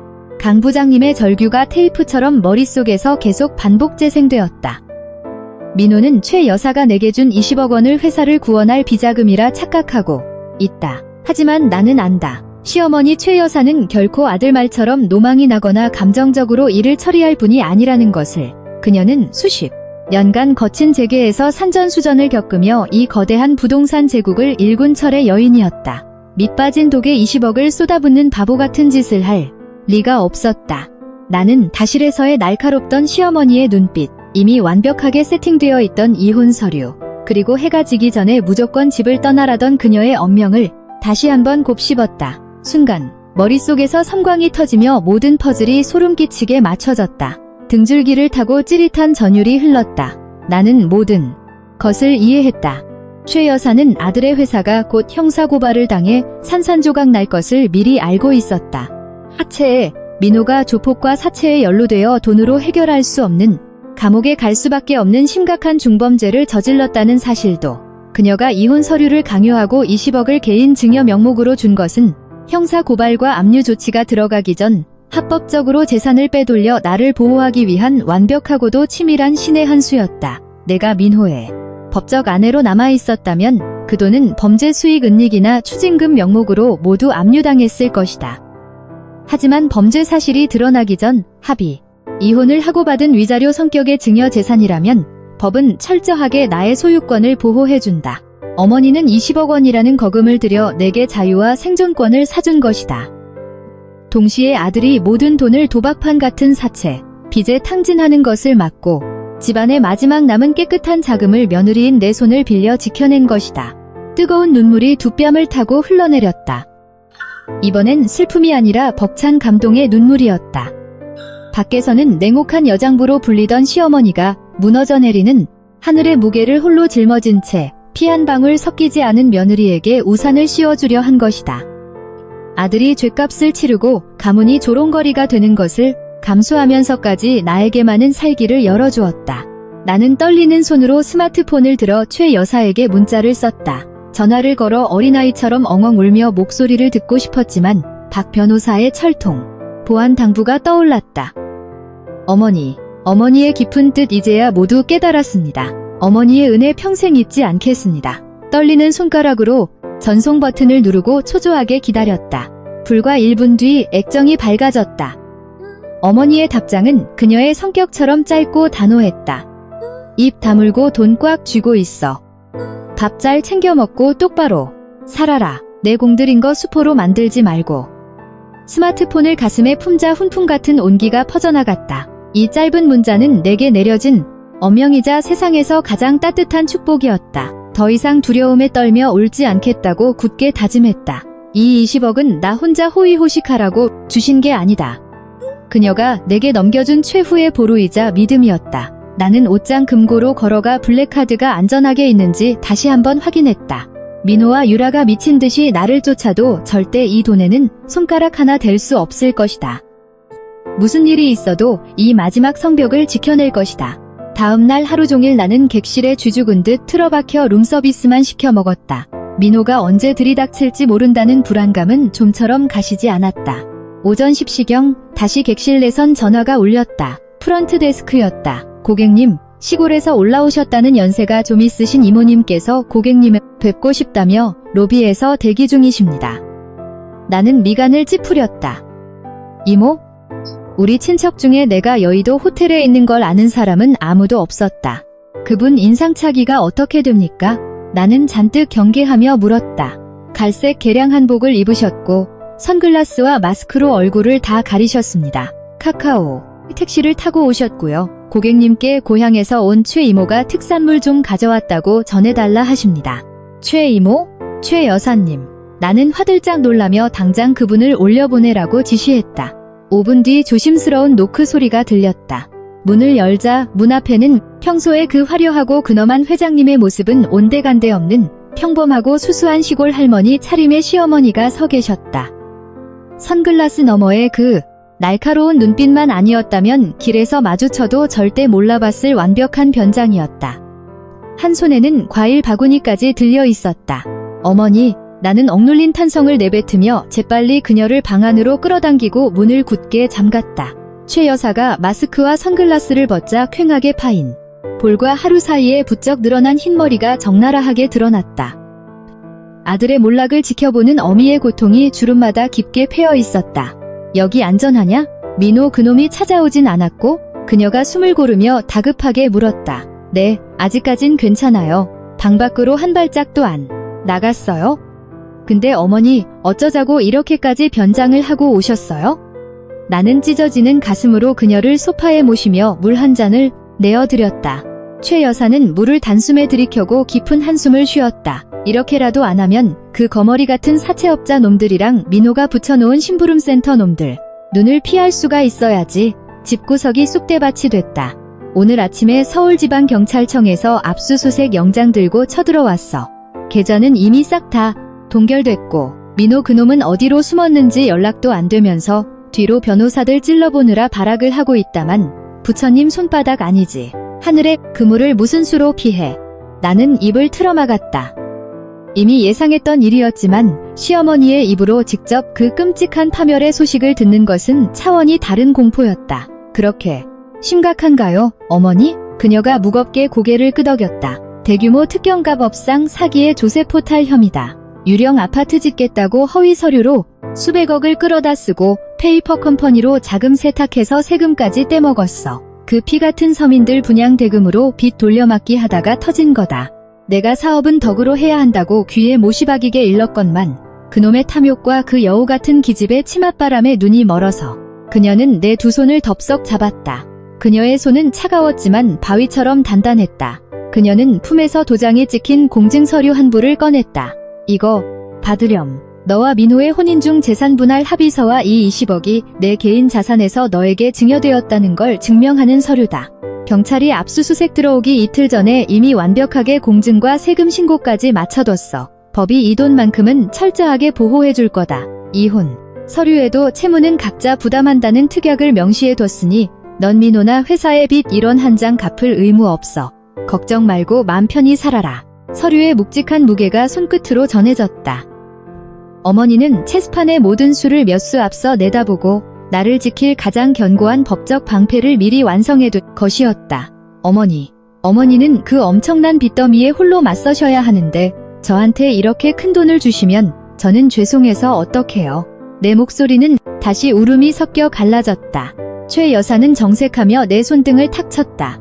바보 같은 소리. 이 돈, 그놈이 친 사고 규모에 비하면 조족지열새 발의 피이다. 내가 이 돈을 너에게 빼돌린 건 우리 최씨 집안의 마지막 남은 양심의 씨앗이라도 지키기 위함이야. 나중에 네가 이 돈으로 성공해서 반듯하게 살아준다면 내 죄업도 조금이나마 씻기는 기분일 테니까. 그리고 민호 그놈은 지가 저지른 죄값, 지가 치르는 게 당연해. 감방에 가든 파산을 하든 그게 다 인간이 되어가는 과정이야. 그녀는 옷매무새를 가다듬고 다시 선글라스와 마스크를 꼈다. 폭풍의 핵 속에 있는 아들을 버려두고 며느리를 살리기 위해 감행한 아주 짧고도 애달픈 만남이었다. 나 간다. 명심해라. 절대 무슨 일이 있어도 마음 약해지지 마. 민호나 그 유라년이 찾아와서 눈물 바람으로 매달려도 콧방귀도 끼지 마.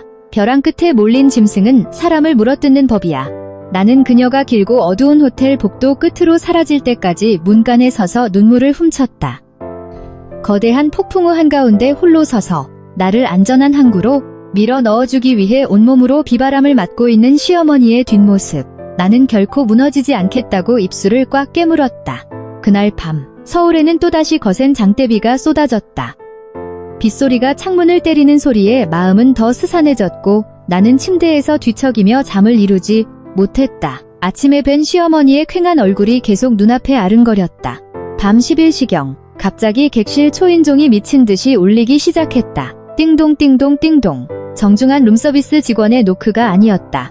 다급하고 신경질적인 금방이라도 문을 부술 듯한 노크와 벨 소리. 나는 용수철처럼 침대에서 튀어 올랐다. 이 시간에 누구지?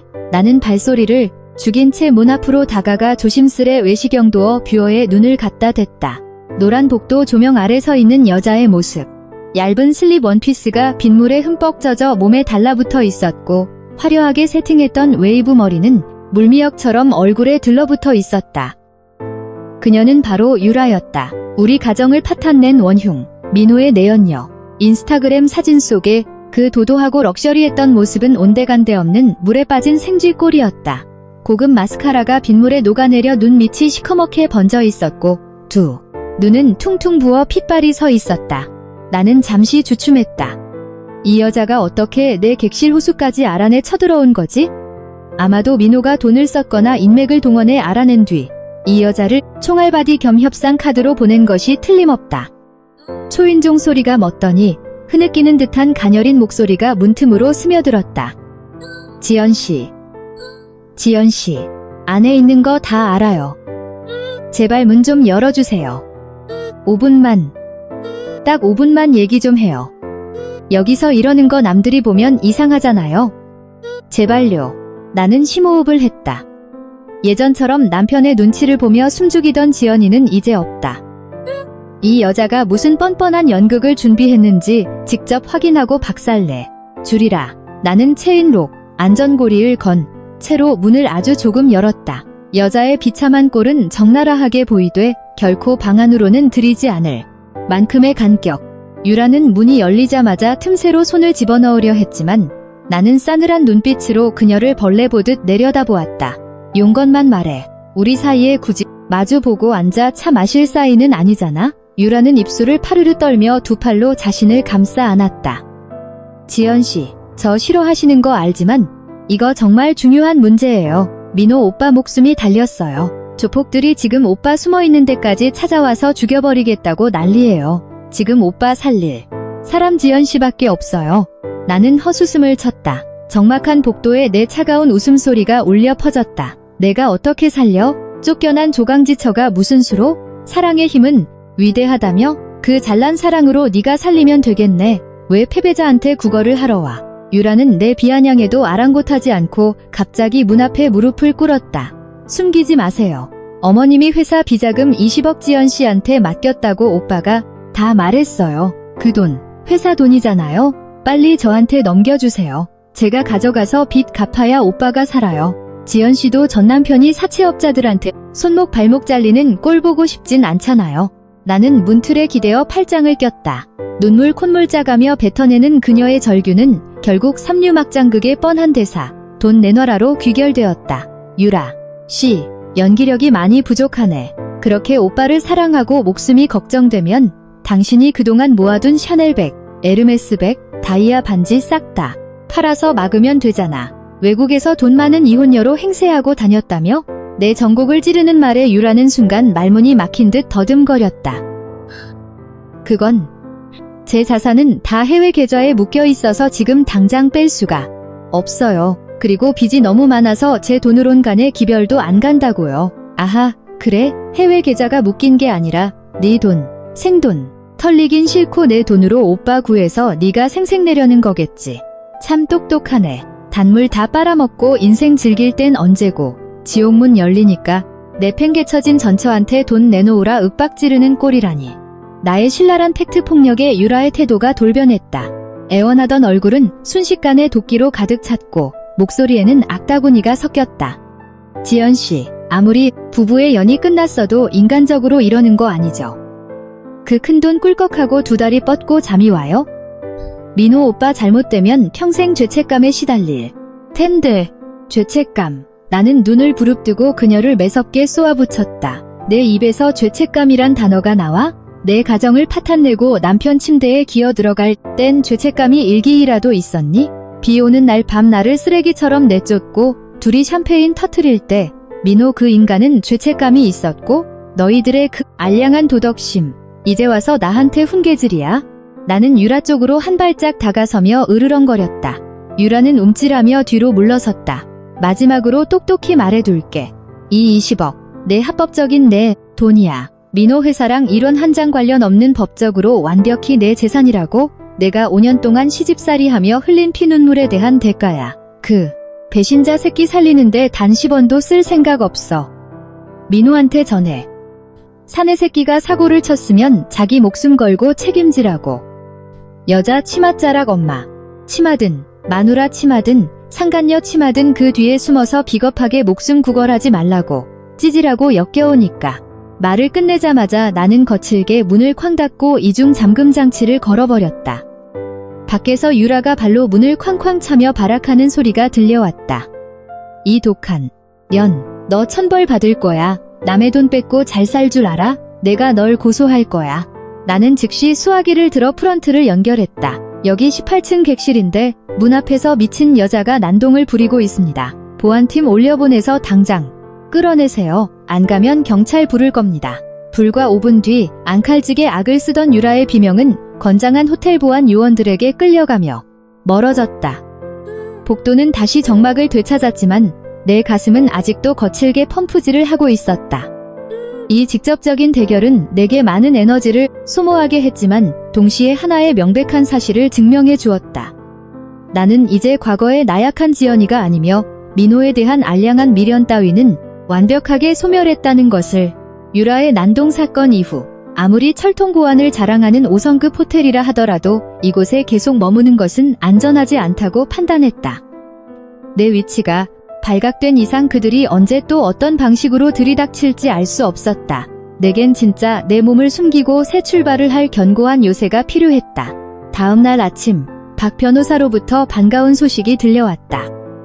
나의 이혼 소장이 법원에 공식 접수되었고 명백한 외도 증거와 최 여사 측의 강력한 법적 지원 덕분에 소송 이혼 절차가 초고속으로 진행되고 있다는 것이었다.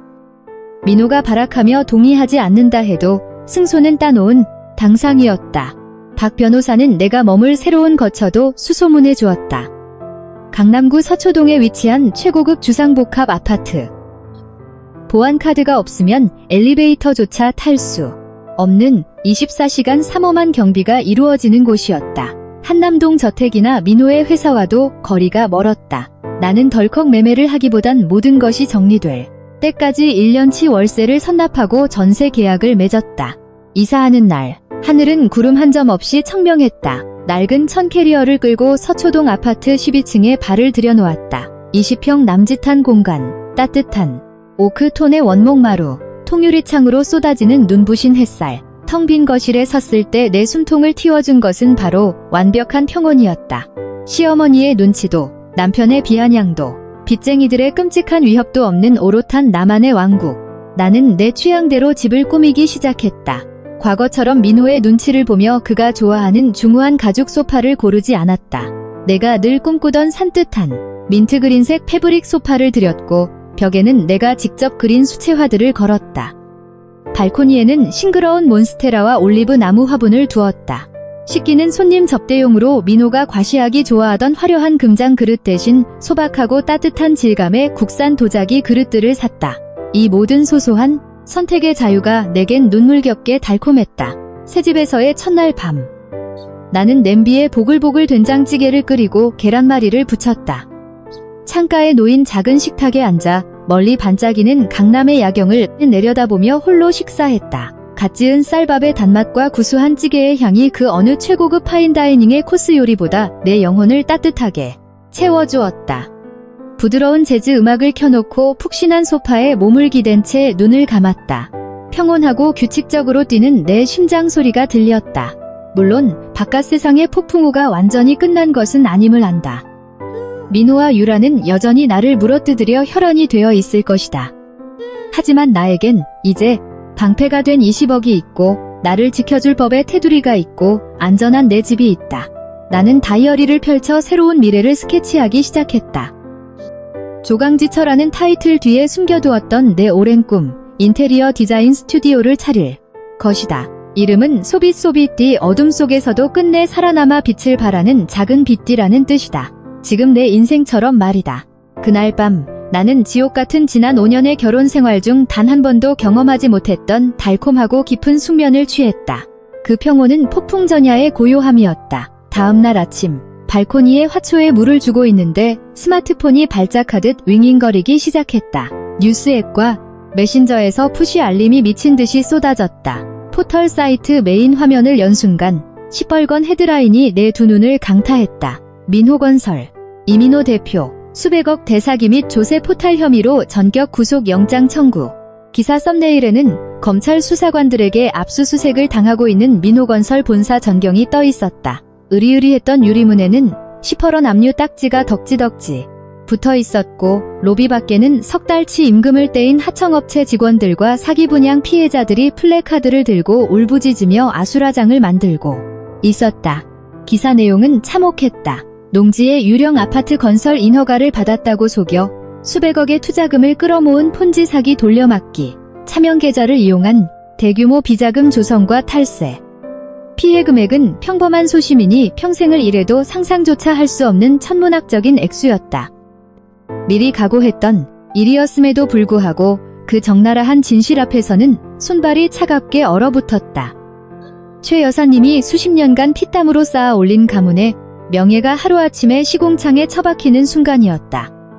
평생 내 집 마련의 꿈을 꾸며 피 같은 돈을 투자했을 서민들의 눈물이 활자 너머로 전해져 가슴이 아팠다. 나는 급히 한남동 저택의 가사도우미 아주머니에게 전화를 걸었다. 한참 만에야 연결된 전화 너머로 수화기 밖까지 시끄러운 고함 소리가 새어 나왔다. 사모님, 집안이 완전 난리통이에요. 아주머니가 숨을 헐떡이며 소리쳤다. 아주머니, 어머님은 무사하신가요? 회장님은 거실에 꼿꼿이 앉아 계신데 대문 밖이 생지옥입니다. 온몸에 문신한 조폭 사채업자들이 수십 명 몰려와서 철문을 부술듯이 차대며 이 대표 내놓으라고 쌍욕을 하고 난리예요. 경찰이 출동했는데도 통제가 안 됩니다. 정작 이 대표는 어제부터 코빼기도 안 보이고요. 나는 홀로 그 폭풍의 한가운데를 묵묵히 견뎌내고 있을 최 여사를 떠올렸다. 권력과 부의 상징이었던 노년의 여장부가 탕아 같은 아들 때문에 이 무슨 끔찍한 수모란 말인가. 아주머니, 절대 문 열어주지 마시고 문단속 철저히 하세요. 어머님 충격받으셔서 쓰러지실 수 있으니 심장약 꼭 제때 챙겨드리시고요. 제가 박 변호사님께 연락해서 사설 경호팀이라도 붙이겠습니다. 전화를 끊고 창밖의 흐린 하늘을 멍하니 바라보았다. 민호가 그토록 목숨 걸고 지키려던 럭셔리한 껍데기는 완벽하게 산산조각 났다. 남은 건 도망자. 신세가 된 희대의 사기꾼이라는 추악한 민낯뿐이었다. 그날 오후 인터넷 커뮤니티와 SNS에는 민호와 유라가 불과 며칠 전 청담동과 이태원의 초호화 클럽에서 VVIP룸을 빌려 샴페인 파티를 벌이던 사진들이 급속도로 퍼져나갔다. 피해자들은 피눈물을 흘리며 거리에 나앉았는데 사기꾼 커플은 돈지랄을 하고 다녔다는 사실에 대중의 분노는 극에 달했다. 누리꾼 수사대의 신상 털기로 유라의 과거 행적 해외에서 부유한 교포들의 돈을 뜯어내고 잠적했던 꽃뱀 전력까지 적나라하게 까발려졌다. 견디다 못한 유라는 자신의 인스타그램과 모든 연락처를 삭제하고 쥐도 새도 모르게 증발해버렸다. 위대한 사랑이라며 조강지처를 벌이게 만들었던 그 대단한 로맨스는 빚쟁이와 경찰이 들이닥치자마자 썩은 동아줄처럼 가장 먼저 툭 끊어져 버린 것이다. 나는 조용히 노트북을 덮었다. 꼴 좋다는 통쾌함보다는 지독한 비애감이 밀려왔다. 인과응보는 때론 늦게 찾아와 인간을 방심하게 만들지만 한번 칼을 빼들면 그 어떤 것보다 잔인하고 공평하게 목을 치는 법이다. 구속영장이 청구되고 3일 뒤 박 변호사에게서 다급한 연락이 왔다. 침착한 그조차도 목소리에 분노가 서려 있었다. 지연 씨, 이민호 씨 측 변호단이 법원에 긴급 가압류 신청을 냈습니다. 목표는 지연 씨의 전 재산, 특히 그 20억 원이 든 계좌입니다. 지연 씨가 최 여사님과 짜고 범죄 수익을 고의로 빼돌렸다고 억지 주장을 펼치며 반환 소송을 건 겁니다. 나는 폰을 쥔 손에 힘을 꽉 주었다. 분노로 온몸에 피가 역류하는 것 같았다. 쥐새끼처럼 도망다니는 주제에 마지막 순간까지 나를 물귀신처럼 끌고 들어가려 발악을 하고 있었다. 어머니가 나를 지키기 위해 준 마지막 방패마저 빼앗아 자신의 도박 빚에 쏟아부으려는 그 악랄함의 치가 떨렸다. 변호사님, 법원에선 뭐라던가요? 제 계좌가 진짜 동결되는 건 아니죠? 나는 떨리는 목소리로 물었다. 걱정 마십시오. 오늘 아침 일찍 제가 직접 재판부와 검찰에 출석해 모든 소명 자료를 제출하고 방어에 성공했습니다. 박 변호사는 특유의 차분한 목소리로 법적 근거를 설명해 주었다.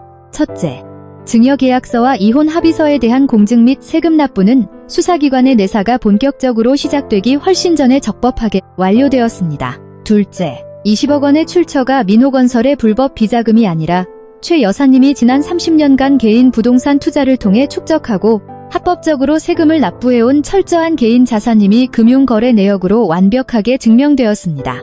최 여사는 그야말로 완벽한 마스터마인드였다. 아들의 짐승 같은 배신을 미리 내다보고 며칠 밤을 세워가며 털끝 하나 건드릴 수 없는 완벽한 법이 요새를 지어둔 것이었다. 결론적으로 법원은 이민호 측의 터무니없는 가압류 신청을 기각했습니다. 지연 씨의 재산은 100% 클린한 것으로 인정받았고 법의 보호를 받습니다. 경찰 조사에서도 지연 씨는 회사 경영에 전혀 관여하지 않은 단순 가정주부임이 입증되어 소환, 조사조차 면제되었습니다. 감사합니다. 정말 감사합니다, 변호사님. 변호사님과 어머니가 아니었다면 전 지금쯤 저 끔찍한 진흙탕 속에서 숨이 막혀 죽었을 거예요. 눈물이 터져나왔다. 저한테 감사하실 게 아니라 최 여사님께 감사하셔야 합니다. 오늘 법정에서 시어머니가 아들을 고발하는 기막힌 상황이 벌어졌는데 판사님이 왜 며느리 편을 드느냐고 묻자 최 여사님께서 이렇게 말씀하셨습니다. 10손가락 깨물어 안 아픈 손가락 없다지만 썩은 손가락은 잘라내야 온몸이 삽니다. 내 새끼가 지은 죄를 내 손으로 덮어주는 건 부모가 아니라 공범입니다. 나는 내 새끼의 죄를 옹호하지 않습니다. 그 말씀에 재판장 안이 숙연해졌습니다.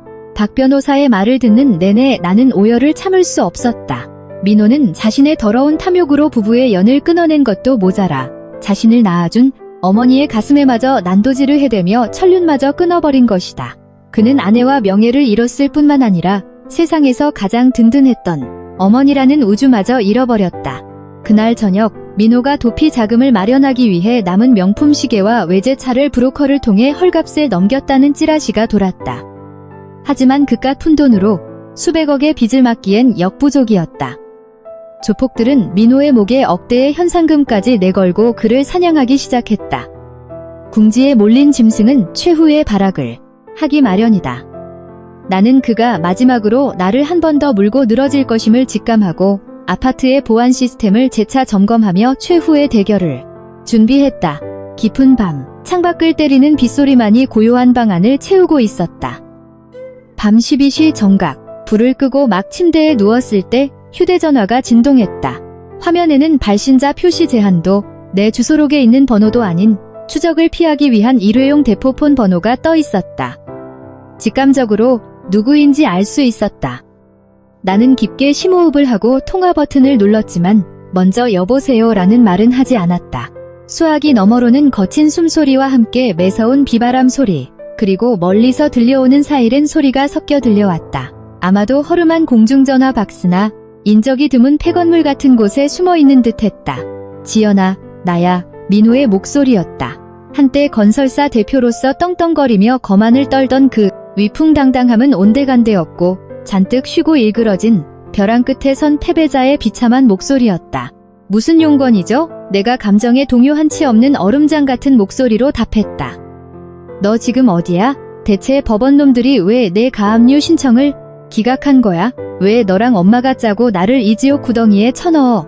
그 20억 내 돈이야. 내 목숨줄이라고? 네가 뭔데 그 돈을 가로채서 숨어. 그는 처음엔 애원하는 듯 하더니 이내 분노를 통제하지 못하고 발작하듯 악을 썼다. 이민호, 정신 차려. 나는 냉혹하게 그의 말을 잘랐다. 그 20억은 단 1초도 당신 돈이었던 적 없어. 어머니가 평생 피땀 흘려 모은 당신네 집안의 마지막 깨끗한 자산이야. 어머니는 그 돈을 나한테 주면서 우리 가문의 마지막 양심이라도 지키려 하셨어. 당신이 사채꾼들한테 그 돈마저 꼬라박고 개죽음 당하는 걸 막기 위해서라고. 남 탓하지 마. 이 모든 건 당신의 그 끝없는 탐욕과 오만함이 만든 지옥이니까. 입 닥쳐. 이 표독스러운 년. 남편이 죽어나가는 판에 20억 꿀꺽하고 혼자 잘 먹고 잘 살아? 너 어머니랑 작당해서 내 돈 빼돌리고 다른 놈이랑 눈 맞아서 튄 거지? 내가 널 가만둘 줄 알아? 내가 널 찾아내서 죽여버릴 거야. 그는 이성을 완전히 상실한 채 입에 담지 못할 쌍욕과 저주를 퍼부었다. 나는 스마트폰을 귀에서 살짝 떼고 한때 내 남편이었던 남자의 밑바닥이 어디까지 추락하는지 묵묵히 들었다. 궁지에 몰린 인간의 가면이 벗겨지고 남은 진짜 본성은 이토록 이기적이고 추악했다. 나의 침묵에 불안함을 느꼈는지 민호의 태도는 순식간에 180도 돌변했다. 분노는 온데간데 없고 이번엔 비굴한 콧소리와 흐느낌이 섞여 나왔다. 지연아. 지연아. 내가 잘못했어. 내가 진짜 미쳤었어. 유라 그 쌍년이 나버리고 튀었어. 내가 사준 다이아몬드랑 금고에 있던 현금 싹 다 들고 외국으로 튀었다고. 나한텐 이제 진짜 너밖에 없어. 지연아, 부부의 정을 봐서 한 번만, 진짜 딱 한 번만 나 좀 살려줘. 20억 다 안 바랄게. 10억. 아니 5억만이라도 보내줘. 그 돈으로 깡패 새끼들 입만 맑고 밀항해서 돈 벌어올게. 내가 너한테 평생 엎드려 살게. 응? 나 감방 가면 죽어. 0.1초 만에 돌변하는 그의 뻔뻔한 구걸에 헛구역질이 났다. 그는 아직도 내가 우리의 정 운운하면 눈물 지으며 지갑을 여는 호구 천사표 아내인 줄 착각하고 있었다. 민호씨. 나는 단호하게 그의 징징거림을 싹둑 잘랐다. 우리 사이의 얄팍한 정은 비 오는 날 당신이 나를 쫓아내고 내연녀와 샴페인잔을 부딪히던 그 밤에 완벽하게 박살났어. 사내 새끼면 찌질하게 굴지 말고 네가 싼 똥 네가 책임져. 어머니 치맛자락, 내연녀 치맛자락, 이제는 전처 치맛자락 뒤에 숨어서 비겁하게 목숨 구걸하지 마. 이 돈은 철저하게 내 인생을 새롭게, 아주 깨끗하고 자유롭게 사는데 쓸 거야. 그리고 다신 전화하지 마. 경찰이 지금 이 통화 위치 추적하고 있을 테니까. 경찰이라는 단어가 떨어지기 무섭게 수화기 너머에서 헉하는 숨소리가 들리더니 뚝 하고 전화가 끊겼다. 스마트폰을 내려놓으며 나는 깊은 숨을 내쉬었다. 통쾌하다기보다는 마침내 질긴 족쇄가 탁 하고 끊어져 나간 완벽한 해방감이 밀려왔다. 할 말은 다 했고 악연은 완전히 정리되었다. 창밖에 빗소리가 잦아들고 있었다. 내일은 분명 맑은 해가 뜰 것이다. 내 길고 끔찍했던 악몽이 끝났음을 직감했다. 그 통화가 있고 이틀 뒤 민호가 검거되었다는 속보가 모든 뉴스 채널을 도배했다.